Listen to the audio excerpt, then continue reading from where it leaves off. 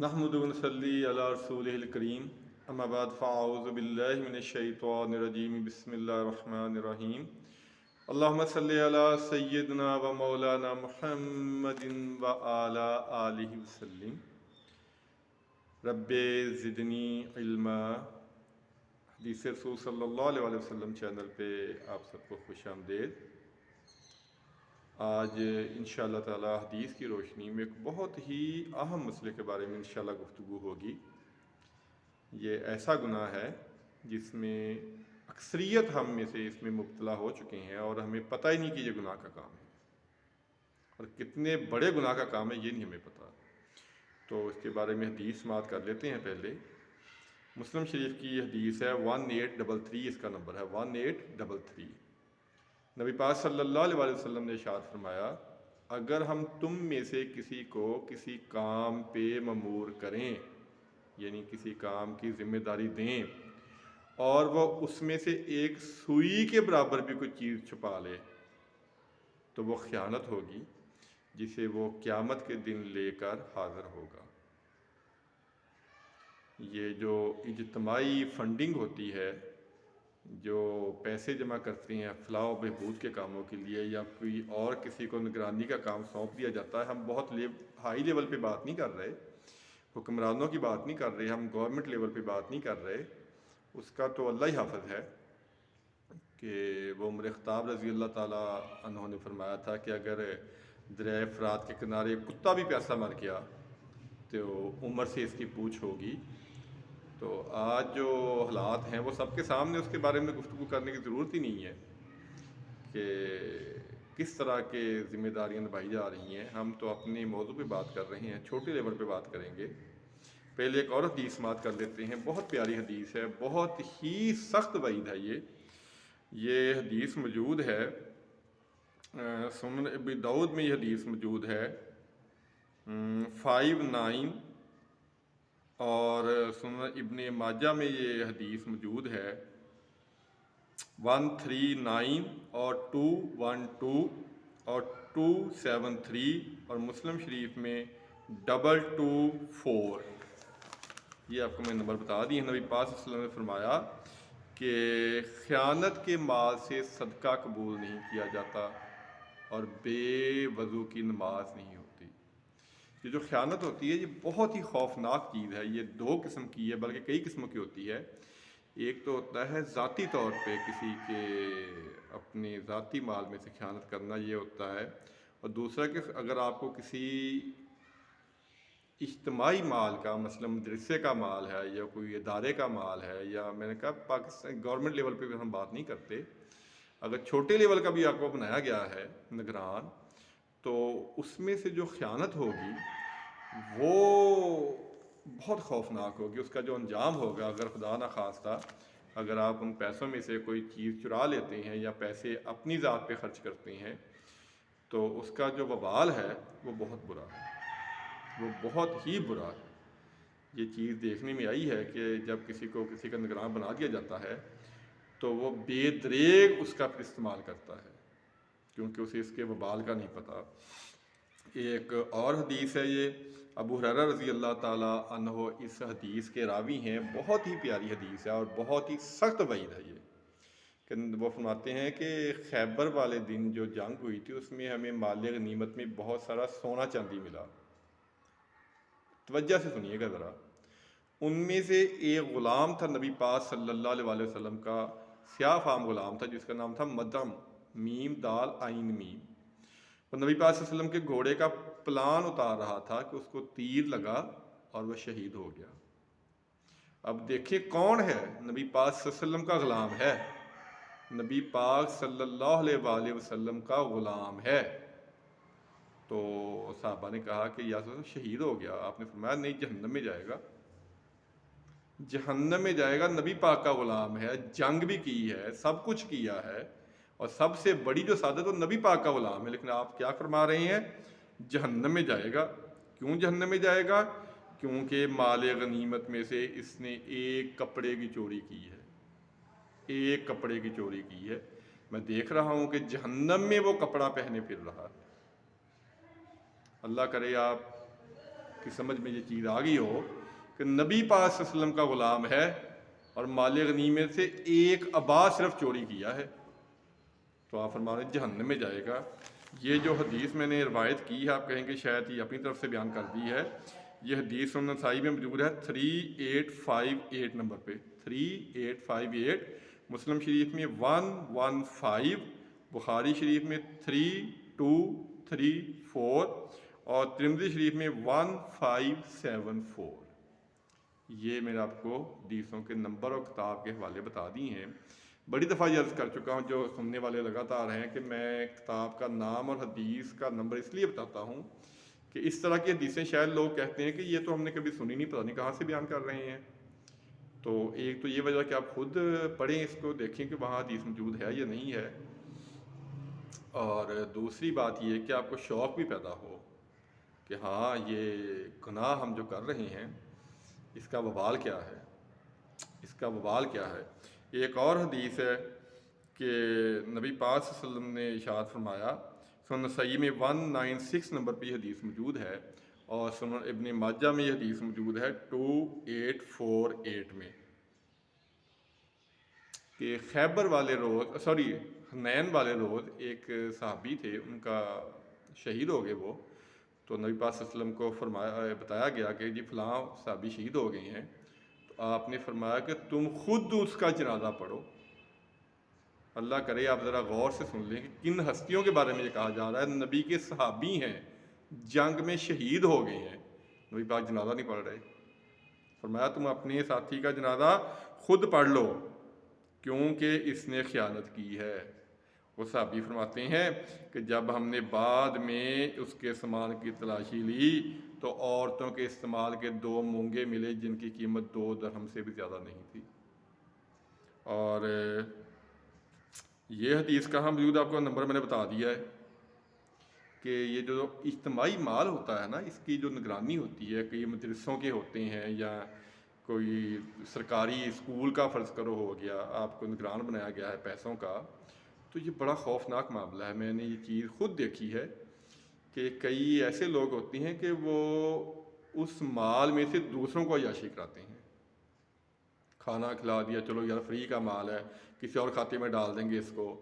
یہ چھوٹی چھوٹی باتیں ہیں، لیکن آپ اگر غور کریں گے تو ہمارے معاشرے میں یہ چیزیں ہو رہی ہیں، ہمارے معاشرے میں یہ چیزیں ہو رہی ہیں کہ کسی ادارے کا کسی کو جو اس کے مالی معاملات ہوتے ہیں اس کا ایک ظاہر نگران بنانا ہوتا ہے، تو جو نگران بنایا جاتا ہے، اللہ تعالیٰ معاف کرے، حضرت عمر خطاب رضی اللہ تعالیٰ عنہ کا دور تھا کہ مال غنیمت میں خوشبو آئی بہت زیادہ مقدار میں، تو ان کی زوجہ محترمہ نے کہا کہ وہ بانٹنی تھی، انہوں نے کہا جی لائیں میں تول دیتی ہوں، تو آپ نے کہا نہیں تم نہیں تولو گی، تم تولو گی اور تمہارے ہاتھوں پہ لگے گی، تم اپنے کپڑوں پہ لگاؤ گی، اور تمہارے حصے میں یہ چیز نہیں آنی چاہیے۔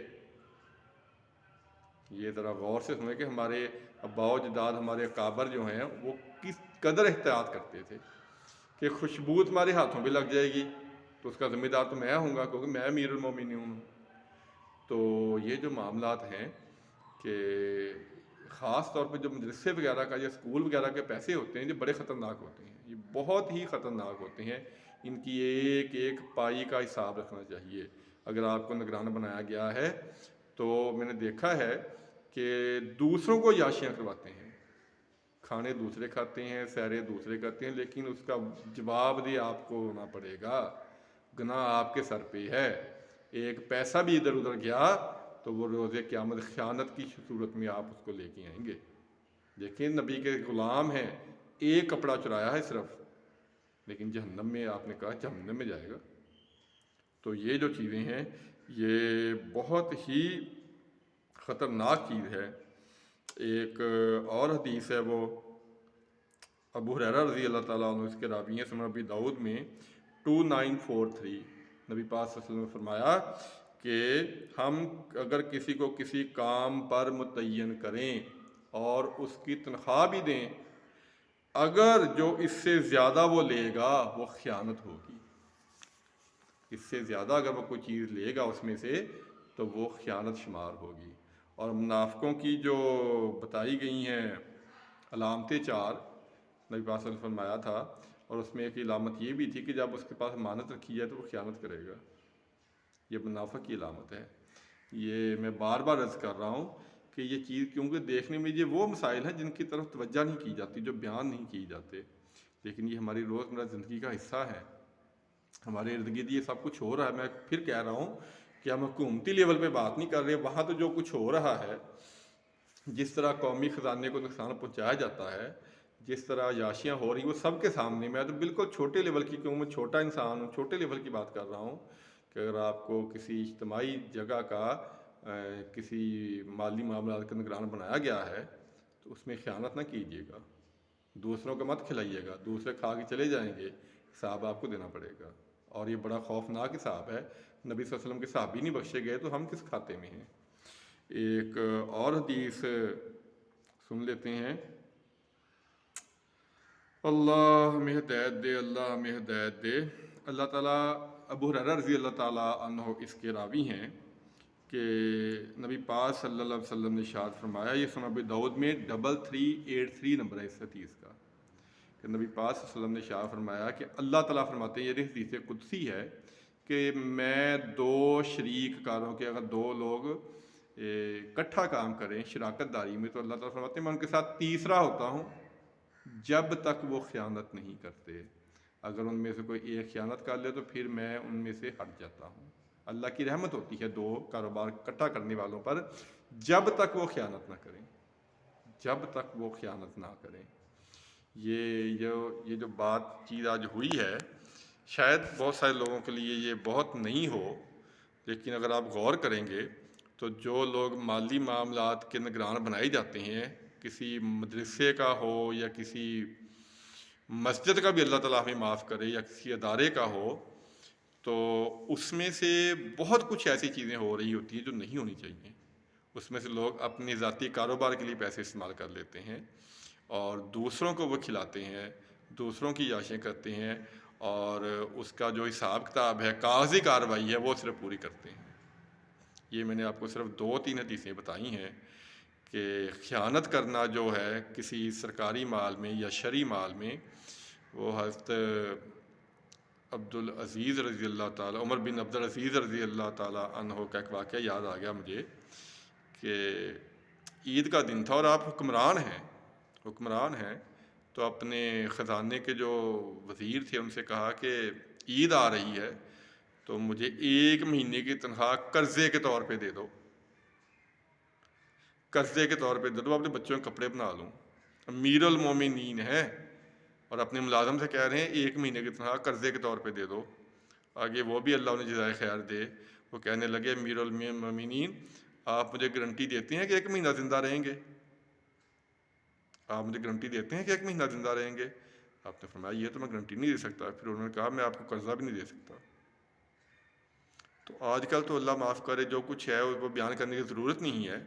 یہ میں نے بیان اس لیے کیا کہ ایک تو حدیث میرے سامنے ہے، اور دوسرا میں نے خود یہ چیزیں دیکھی ہیں کہ خاص طور پہ سرکاری اداروں میں جو مالی معاملات ہیں، ان کے جو نگران بنائے جاتے ہیں، وہ اس طرح اس کو بے دریغ استعمال کرتے ہیں کہ جیسے انہیں قبر اور موت کا پتہ ہی نہیں ہے۔ اگر فرض کرے کسی کو 1 لاکھ روپیہ فنڈ ملا ہے تو اس میں سے بامشکل 10,000 روپیہ یا 15 یا 20,000 روپیہ وہ جائز جگہ پہ خرچ ہوگا اور باقی اللہ تعالیٰ میں خرچ ہوگا۔ خود تو وہ کچھ تو آپ رکھ لیتے ہیں، اور کچھ جو ایک ٹیم وہاں بنی ہوتی ہے، جو ان کے ہم نوا ہوتے ہیں، ان کے ہم خیال ہوتے ہیں، ان کو کھلایا پلایا جاتا ہے، ان میں تقسیم کر دیا جاتا ہے۔ یہ خیانت کا جو وبال ہے وہ جہنم کی آگ ہے۔ نبی پاک صلی اللہ علیہ وسلم کے غلام کے بارے میں آپ نے فرما دیا، آپ کے صحابہ کے بارے میں آپ نے یہ فرما دیا کہ ایک ابا چرانے پہ اس کو وہ جہنم میں جا رہا ہے، تو ہمارا کیا حال ہوگا؟ یہ میں آپ کو ڈرانے کے لیے بیانات نہیں کر رہا، آپ سوچ رہے ہوں گے پتہ نہیں ہمیں ڈرانے کے لیے کہاں سے یہ چیزیں اٹھا کے لا رہے ہیں۔ میں آپ کو ڈرانے کے لیے نہیں، میں ہم سب کو، آپ کو اور اپنے آپ کو جہنم سے بچانے کے لیے یہ چیزیں بیان کر رہا ہوں کہ اللہ کرے ہم اس پہ عمل کریں، اور یہ جو ہم گناہ کے کام کر رہے ہیں ہم ان سے بچ جائیں۔ دنیا کا وقت، زندگی بہت تھوڑی ہے، جو گزر ہی جائے گی، جیسے بھی گزرے گی۔ جو نا ختم ہونے والی زندگی ہے اس کے بارے میں ہمیں سوچنا چاہیے کہ ہماری آخرت کیسی ہوگی۔ ہماری آخرت کیسی ہوگی، اس کا ٹائم یہ ہے۔ تو خدا را خیانت بالکل نہ کریں۔ اگر اللہ نے آپ کو کسی کا نگران بنایا ہے کسی مالی معاملات کا، اس کا ایک پیسہ سوچ سمجھ کے خرچ کریں، اور نماز کی پابندی کریں۔ نماز کسی حال میں معاف نہیں ہے۔ اور نئے سننے والے جو ہیں وہ اس یقین کے ساتھ چینل سبسکرائب کر سکتے ہیں انشاءاللہ تعالیٰ، کہ اس چینل پہ آپ کو کبھی کوئی قصے کہانیاں، کوئی فضول گفتگو، کوئی لطیفے بازی اور کسی مسلک کے خلاف یا کسی شخصیت کے خلاف کبھی کوئی بات نہیں ملے گی انشاءاللہ تعالیٰ۔ جو سن رہے ہیں میرے جتنے بیانات بھی ہیں، کبھی ایک لفظ بھی انشاءاللہ آپ کسی کے خلاف اس میں تلاش نہیں کر سکیں گے، صرف حدیث رسول۔ اللہ تعالیٰ سے دعا ہے اللہ تعالیٰ سمجھنے کی اور عمل کرنے کو توفیق عطا فرمائے، آمین۔ السلام علیکم ورحمۃ اللہ وبرکاتہ۔